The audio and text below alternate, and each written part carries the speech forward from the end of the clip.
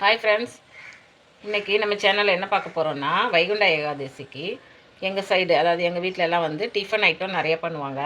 அது விரதம் எடுக்கிறவங்க பாலும் பழம் அப்படி சாப்பிட்டு இருப்பாங்க. ஒருத்தங்க டிஃபன் மட்டும் சாப்பிடுவாங்க. வயசானவங்கெல்லாம் அவல் மட்டும் சாப்பிட்டு இருப்பாங்க. அந்த மாதிரி இதில் மற்றவங்களுக்கும் நாளைக்கு டிஃபன் தான் பண்ணுவாங்க. நம்ம வீட்டிலலாம் காலையிலேருந்து ஒரு 5 வகையான டிஃபன் பண்ணி வச்சுருவாங்க.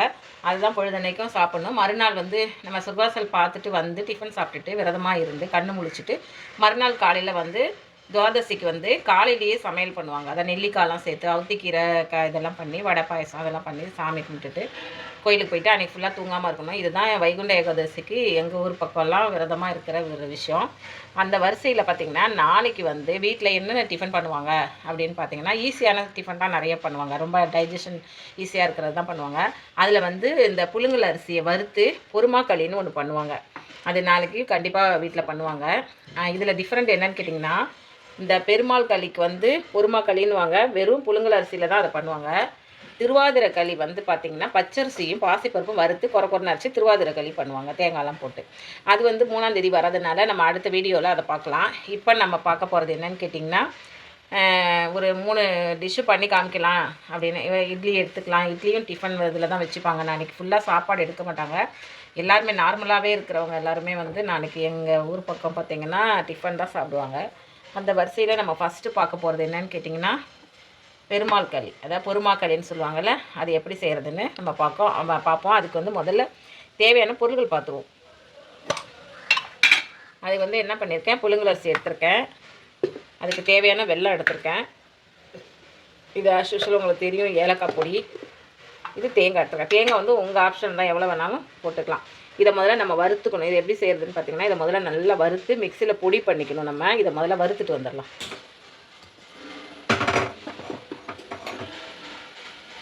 அரிசி 1 டம்ளர் எடுத்துருக்கோம்ல, இதுக்கு வந்து நம்ம 2 டம்ளர் தண்ணி ஊற்றணும். இதை முதல்ல நம்ம வறுத்துக்கலாம்.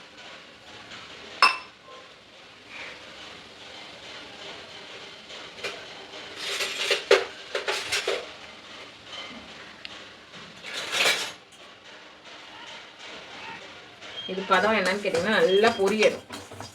பொரி அரிசி அப்படின்னு சொல்லுவாங்கள்ல, அந்த மாதிரி பொரியணும் நல்லா. இது பொறுமையாக வறுத்திங்கன்னா தான் பொரியும். தீயை வந்து சிம்மில் வச்சுக்கோங்க, அரிசி கறியிடக்கூடாது. சட்டி சூடாகி இது வரும்.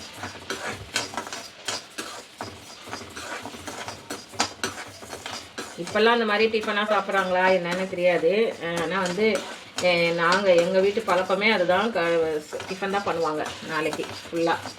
அதை கண்ணு முழிச்சிட்டு நைட்டு வந்து அப்போல்லாம் வந்து எங்கள் பாட்டிலாம் என்ன பண்ணுவாங்க, நைட்டு வந்து பரமபதம் ஆடுவாங்க. பரமபதம் ஆடிட்டு அப்போ மீடியாலாம் இப்போல்லாம் கிடையாதுல்ல, டிவி இந்த மாதிரிலாம் ரொம்ப ரேர் தானே. அதனால் சினிமாவுக்கு போவாங்க. அதுக்கப்புறம் வந்து இல்லைன்னா வந்து எல்லோரும் கதை பேசிகிட்டு இருப்பாங்க. ஒரு 4 மணி ஆனவங்க தான் எல்லோரும் எந்திரிச்சு கடன்னு குளிச்சுட்டு சமையல்லாம் பண்ணி வச்சுட்டு கோயிலுக்கு போயிட்டு அர்ச்சனைலாம் பண்ணிவிட்டு வந்து சாப்பிடுவாங்க. நாளைக்கு சொர்வாசல் திறந்தோடனே பார்த்துட்டு வந்து விரதம் எடுப்பாங்க. நாங்கள் ஃபுல்லாக வந்து கட்னி விரதம். அதாவது ரொம்ப ஒன்றுமே சாப்பிடாம துளசி தண்ணி மட்டுமே குடிச்சிட்டு இருக்கிறவங்களும் இருக்காங்க. சில பேர் வந்து டிஃபன் அந்த அவல் மட்டும் எடுத்துக்கிறவங்க. வயசானவங்கெல்லாம் கொஞ்சம் அவல்லாம் எப்படி கிளறி கொடுக்குறது, கிளறி சாப்பிட்றது அப்படின்னு பார்ப்பாங்க.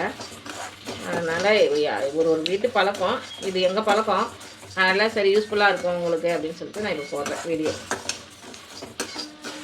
கொஞ்சம் கொஞ்சம் பண்ணி வச்சாலே ஒரு 4-5 டிஷ் ஆகிடும். அப்படியே சாப்பிட்றதுக்கு வசதியாக இருக்கும். இட்லி மாவு இருந்தால் இட்லி, அது கூட வந்து இந்த பால் கொழுக்கட்டை, அப்புறம் வந்து அரிசியில் உப்புமா பண்ணுவாங்க, இல்லைன்னா ரவையில் உப்புமா கொஞ்சம், அப்புறம் இந்த பொறுமாக்களி கண்டிப்பாக பண்ணுவாங்க நாளைக்கு. அதுக்கப்புறம் அவல் கிளறுவாங்க. இந்த 5 ஐட்டம் கண்டிப்பாக எல்லார் வீட்லேயுமே ஏதாவது ஒரு ரூபத்தில் இருக்கும். இப்படி கிண்டிகிட்டே இருக்கும்போதே பொரியும் போது நல்லா வறுத்து எடுத்துக்கணும். நல்லா விறகடுப்பில் வறுத்தாக்கா நல்லா சடசடன்னு பொரியிற சவுண்டு கேட்கும். இதுலையும் கேட்கும், ஆனால் கொஞ்சம் டைம் எடுத்து கேட்கும். நல்லா முட்டாக பொரியும் விறகடுப்புலாம் பொரிச்சோன்னா.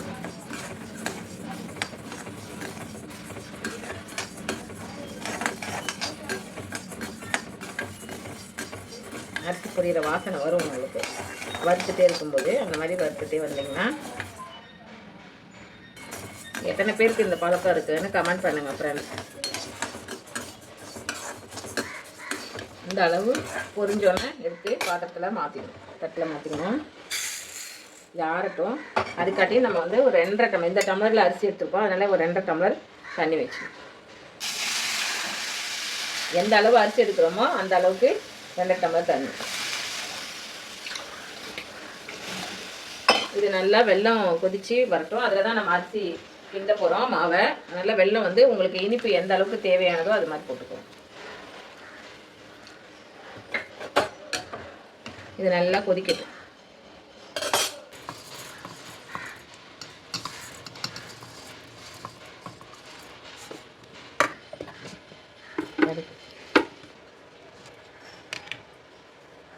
இது பாருங்கள், இந்த அளவுக்கு வறுத்து பொடி பண்ணி எடுத்துக்கணும். பார்த்தீங்கன்னா தெரியும், நம்ம ஒரு டம்ளர் அரிசி எடுத்தோமா வறுத்து இந்த அளவுக்கு நுணுக்கி வச்சுக்கணும். இது இருக்கட்டும். இதில் வந்து நம்ம தேங்காய் பல்லாக எடுத்துருக்கிறதுனால கொஞ்சம் மிக்ஸியில்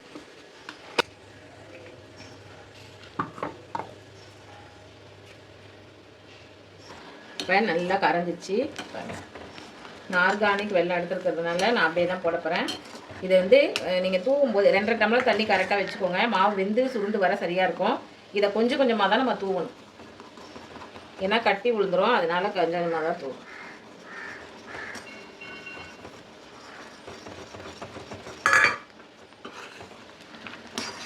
நான் சொன்ன அளவு தண்ணி வச்சிங்கன்னா உங்களுக்கு கரெக்டாக பதம் கரெக்டாக வரும். தண்ணி வந்து நீங்கள் ஜாஸ்தி வச்சிட்டிங்கன்னா களி குருமா களி கரெக்டாக வராது. இப்போ இழுத்து இந்த கட்டிலாம் உடச்சி விட்ருங்க. அதுவே உடஞ்சிரும். இருந்தாலும் எடுத்து நல்லா இப்படி கிண்டிடுங்க. நம்ம ஏற்கனவே வறுத்ததுனால இது கரெக்டாக இருக்கும். இப்போ வந்து இதில் ஏலக்காய் பொடி சேர்க்கணும். இதில் ஏலக்காய் பொடி சேர்த்துக்கோங்க. அதுக்கப்புறம் தேங்காய்,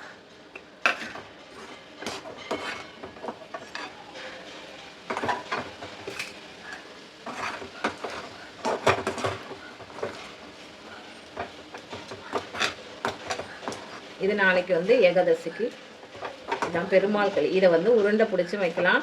உருண்டை பிடிக்கிறது எப்படின்னு காமிக்கிறேன்.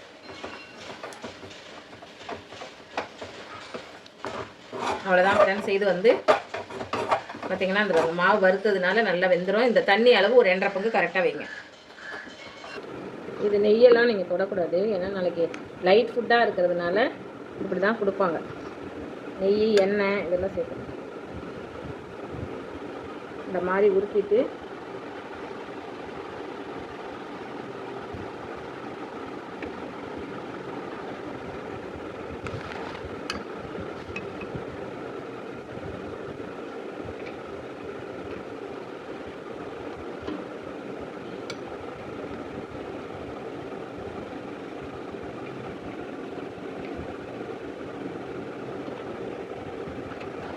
அவ்வளோதான் ஃப்ரெண்ட்ஸ். ஒரு டம்ளருக்கு நமக்கு இவ்வளோ உருண்டை கிடச்சிருக்கு. இது கொஞ்சம் லாஸ்ட்டாக கொஞ்சமாக இருந்தாலும் பெருசாக ஊற்றியாச்சு. இதுதான் நாளைக்கு ஏகாதசிக்கு வீட்டில் டிஃபனுக்கு பெருமாள் களி, குருமா களின்னு வாங்க. ஒருத்தவங்க சைடில் ஒரு பேர் இருக்கும். இதை பண்ணி தான் இதில் வந்து நெய் இதெல்லாம் நம்ம சேர்க்கக்கூடாது. இப்படி வேணும்னா நீங்கள் சேர்த்துக்கலாம், உங்கள் விருப்பம் தான். ஆனால் நாங்கள் இப்படி தான் பண்ணுவோம். அடுத்தது வந்து அவல் எப்படி கிளறது அப்படிங்கிறத காமிக்கிறேன். இப்போ வந்து அவல் கிளறதுக்கு அவல் எப்படி கிளறது அப்படின்னு சொல்லிட்டு காமிக்கிறேன். இது வந்து வெள்ளை அவல் தான் நான் எடுத்திருக்கேன். அதுக்கு கொஞ்சம் தேங்காய் பூ நெருத்தி வச்சுருக்கேன். அதுக்கப்புறம் நம்ம இது வெல்லம் எடுத்துக்கணும். வெல்லம் தேவையான அளவு எடுத்துக்கணும். இது எப்படி கிளறதுன்னு பார்க்கலாம். முதல்ல அவலை வந்து நம்ம கழுவிக்கணும். கழுவிட்டு வந்துடுறோம். இந்த அவல் வந்து இப்படி கழுவி வச்சுக்கணும். இது கழுவுனப்பையே ஊறிடும். இதில் வந்து நம்ம என்ன பண்ணணும், உங்களுக்கு வீடியோக்காக கொஞ்சோண்டு பண்ணி காமிக்கிறேன். நாளைக்கு நிறைய வீட்டில் செய்யும்போது செய்வோம். இப்போ இந்த அவல் வந்து வெள்ளை அவல், சிகப்பு அவல், எந்த அவல் வேணாலும் நீங்கள் எடுத்துக்கலாம். நல்லா கழுவிட்டு இப்படி வெந்நீரில், அது சிகப்பு அவல்னா நம்ம கைக்குத்தல் அவல்லாம் என்ன பண்ணணும், வெந்நீரில் கொஞ்சம் ஊற வைக்கணும். சூடாக பால் வேணாலும் நீங்கள் ஊற்றிக்கலாம். இப்போ வந்து இதுக்கான தேவையான வெல்லம் போட்டுக்கிறோம்.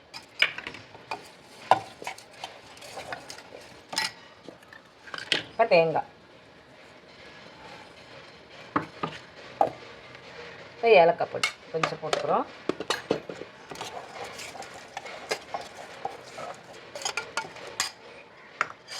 இது பார்த்திங்கன்னா நாளைக்கு செய்கிற டிஷ்ஷில் இதுவும் ஒன்று. இந்த பலகார டிஷ்ஷில் அதுவும் அவல் வந்து செஞ்சிங்கன்னா ரொம்ப நல்லதுன்னுவாங்க. நாளைக்கு அவல் சேர்த்துக்கணும் அப்படின்வாங்க. அவலில் என்ன வேணால் பண்ணலாம் நீங்கள். அவல் புட்டு, அவல் கேசரி, இந்த மாதிரி அவல் கிளறி சாப்பிட்றது. இவ்வளோதான் ஃப்ரெண்ட்ஸ். இது வந்து நாளைக்கு பண்ணுற டிஷ்ஷில் இது 2வது டிஷ். அடுத்து நம்ம பார்க்க போகிறது என்னென்னு கேட்டிங்கன்னா, பச்சரிசி மாவு வச்சு ஒரு கொழுக்கட்டை பண்ண போகிறோம். இது ஆல்ரெடி என்ன பண்ணியிருக்கேன், நான் வந்து வெல்லம் தேங்காய் பால் எடுத்து ஃப்ரிட்ஜில் வச்சுருக்கேன். வெல்லமும் தேங்காய் பாலும் கலந்து வச்சுருக்கேன். இந்த தண்ணியை நம்ம யூஸ் பண்ணிக்கலாம். இது வந்து வீடியோக்காக கொஞ்சம் தேங்காய் பால் எடுத்தேன், அப்படியே வெல்லம் கலந்து வச்சுருக்கேன். இது பத்தலைன்னா நம்ம வெல்லம் சேர்த்துக்கலாம். இதுலேயே தேங்காய் பால் இருக்கிறதுனால இருக்கிற தேங்காய் நம்ம போட்டுருவோம். ஏலக்காய் பொடி சேர்த்துக்குவோம். ஏலக்காய் பொடி ஆல்ரெடி இதில் இருக்குது. இந்த அரிசி மாவை வச்சு தான் நம்ம வந்து ஒரு கொழுக்கட்டை மாதிரி பண்ண போகிறோம். முதல்ல இதை வந்து வெந்நீர் விட்டு பிசைஞ்சிக்குவோம். இந்த அரிசி மாவை இதில் போட்டுக்குவோம். இதை வெந்நீர் விட்டு கொஞ்சம் பிசைஞ்சிக்குவோம். இது வந்து வறுக்கலை, ஒன்றுமே செய்யலை, வெறும் அரிசி மாவு தான் எடுத்திருக்கேன். நீங்கள் புழுங்கலரிசி ஊற வச்சு மிக்சியில் அடிச்சுட்டு கூட அதை வந்து பால் கொழுக்கட்டை ரெடி பண்ணிக்கலாம். நான் இப்போ உங்களுக்கு வீடியோக்காக கொஞ்சமாக அரிசி மாவு இருக்குது, சரி வேஸ்ட் பண்ண வேண்டாம் அப்படின்னு சொல்லிட்டு நான் பண்ணி காமிக்கிறேன்.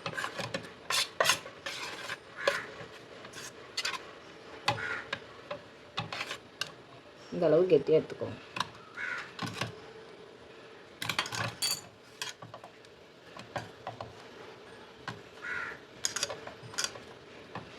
இதுக்கும் வந்து வெல்லம் வந்து கரையை விட்டுட்டு வந்துடலாம். நம்ம இதுக்கு வந்து 1 டம்ளர் தண்ணி ஊற்றிக்கலாம். ஏன்னா 1 கப்பு தான் நான் அரிசி மாவு எடுத்திருக்கேன் ஆல்ரெடி. அதுக்கப்புறம் வந்து வெல்லம் சேர்த்துக்கோங்க.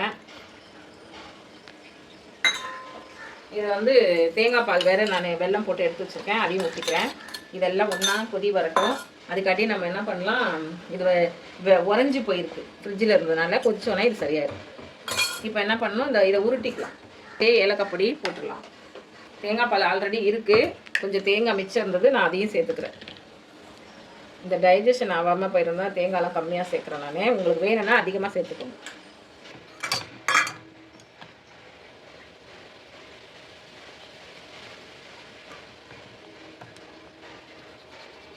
நீங்கள் முறுக்கு வரலேருந்து முறுக்கு இதில் புழிஞ்சு விட்டாலும் சரி, இந்த மாதிரி திரட்டி மாதிரி போட்டாலும் சரி. துவாதசி அன்னைக்கு பகலில் தூங்காமல் நான் மறுநாள் நைட்டு தான் தூங்கணுங்கும்போது நம்ம கோயிலுக்கு போனாலும் அப்படியே இழுத்துட்டே வரும் தூக்கம், கண்ணை கொண்டே சூப்பம். இந்த அளவுக்கு கொதிச்சோடனே நம்ம இதெல்லாம் எடுத்து போட்டு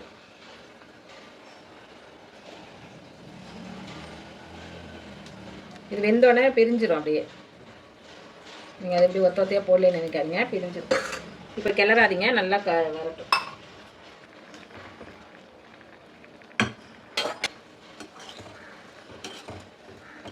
பாருங்கள் பிரிஞ்சிருச்சு பாருங்கள். இது நல்லா வேகட்டும். வெந்தோடனே இதில் எல்லாமே ஆல்ரெடி நம்ம போட்டுட்டோம், அதனால் இது வெந்தோடனே அப்படியே ஊற்றி பரிமாற வேண்டியது தான்.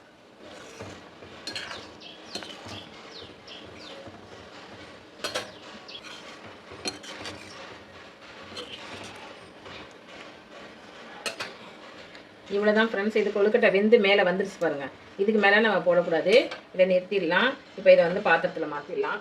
நம்ம நாளைக்கு ஏகாதசிக்கு 3 டிஷ்ஷு பண்ணி காமிச்சிருக்கோம். இதில் வந்து அவல் பாருங்கள், நம்ம கிளறினோன்னே எப்படி இருந்தது, இப்போ எப்படி ஊறி நல்லா எவ்வளோ வந்துருச்சு பாருங்கள் 1 கப்புக்கே. அதனால் எவ்வளோ பார்த்து பண்ணிக்கோங்க, ஏன்னா இதெல்லாம் தாங்காது, நம்ம சாப்பிட்லன்னா வேஸ்ட் ஆகிடும். அதனால் கொஞ்சம் கொஞ்சமாக பண்ணிக்கோங்க. இது வந்து நம்ம இப்போ அரிசி வறுத்து பண்ணோம் பெருமாக்களி. இது பால் கொழுக்கட்டை வந்து வெல்லம் போட்டு பண்ணியிருக்கிறதுனால தேங்காய் பால் விட்டுருக்கேன். ஆறுனோடனே பார்த்திங்கன்னா நல்லா கெட்டியாக வந்துடும். இது அவல் கிளறி இருக்கோம். இதுக்கு மேலே வேணும்னா நீங்கள் வந்து என்ன பண்ணணும், அந்த உப்புமா கிளறி இருக்கலாம், அரிசி உப்புமா அந்த மாதிரி கிளறி இருக்கலாம். இட்லி நாளைக்கு ஃபுல்லாக டிஃபன் இது தான் மேடம் இதுதான் ஃப்ரெண்ட்ஸ் நாங்கள் பண்ணுவோம். அதனால் பார்த்து எப்படி இருக்குன்னு கமெண்ட் பண்ணுங்கள். Okay, thank you.